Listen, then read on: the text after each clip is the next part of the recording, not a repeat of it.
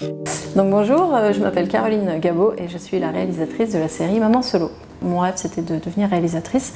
Donc quand je suis arrivée à Nantes, j'ai rencontré Esmaïl Moustafi de l'association Joli Môme Production qui m'a proposé un poste de chargée de production à l'ASSO. Donc je me suis fait la main, je me suis entraînée et maintenant j'étais opérationnelle pour pouvoir être compétente et écrire la série Maman Solo que j'ai réalisée.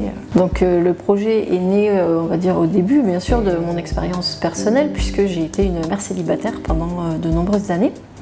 Et puis le moment était le bon, comme je disais tout à l'heure, au niveau de l'expérience pour pouvoir écrire des scénarios d'une manière un peu plus professionnelle, puisqu'avant je ne savais pas du tout comment m'y prendre. Avec la création du pôle audiovisuel et l'association avec Joli Môme Production, on avait toute une équipe, on avait du budget, en 2 ans on a tout un réseau de comédiens avec les associations. Donc d'un coup, tout était coordonné pour rendre ce projet possible. Alors sur ce tournage, ce qui a été intéressant, c'est que j'ai été vraiment réalisateur. Parce que d'habitude sur les tournages associatifs, tout le monde fait un peu tout.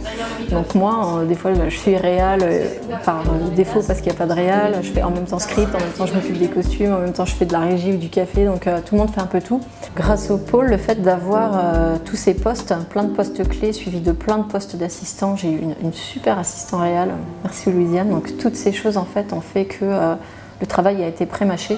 Donc les journées étaient extrêmement bien organisées. On n'a pas tellement eu de problème de temps. Tout était bien, moi j'étais en confiance, je savais que j'avais quelqu'un qui s'occupait des costumes, quelqu'un qui s'occupait pour les raccords, au niveau de la régie ça suivait, au niveau technique, tout le monde faisait parfaitement son travail. Et j'avais une équipe qui venait m'apporter en plus des suggestions créatives. Donc moi après en tant que réalisateur j'ai mon idée, mais je suis preneuse de plein de choses positives qu'on peut m'apporter. Quand ça me convient pas je dis non, quand ça me convient je dis oui, mais je laisse la possibilité.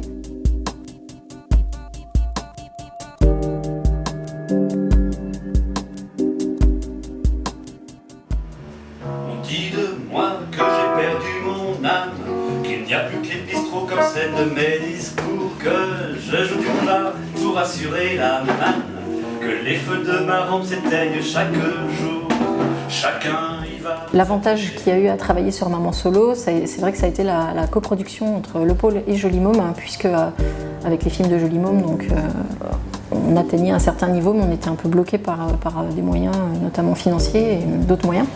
Et là, avec le pôle, on a pu avoir à disposition une coach scénario. Et donc la coach scénario a vraiment permis de faire tout un travail de fond sur le scénario, d'aller beaucoup plus loin dans la psychologie des personnages, d'éviter certaines erreurs. Et puis après, j'ai travaillé avec un coach comédien. Au début, c'est vrai que j'étais un peu réticente, je ne voyais pas du tout l'intérêt. Mais je voulais travailler avec Emmanuel Buffet. Coach comédien, ça a été aussi sa première expérience et ça a été super. Tout simplement parce qu'on a repris les scénarios. Et donc, il a mis le point sur des éléments du scénario en fait, que moi, je n'avais pas forcément vu. Pour moi, en tant que réalisateur, j'ai vécu un tournage parfait. Chaque journée qui s'enchaînait était impeccable.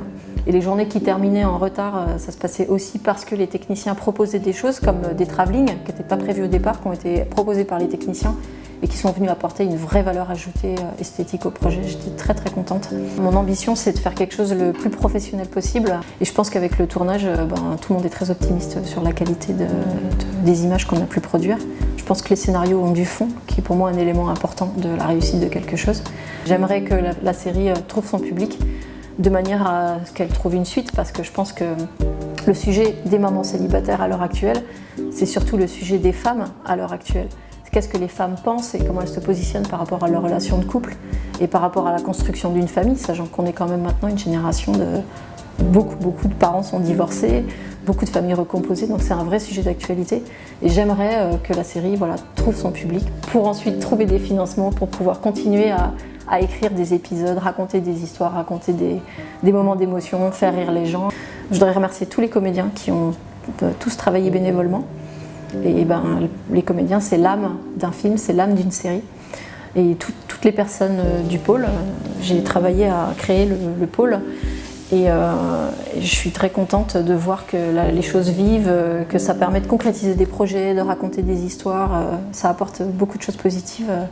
Merci à Esmaïl Moustafi aussi pour tous les efforts qu'il a fait en amont et toutes les choses qu'il met sur pied aussi.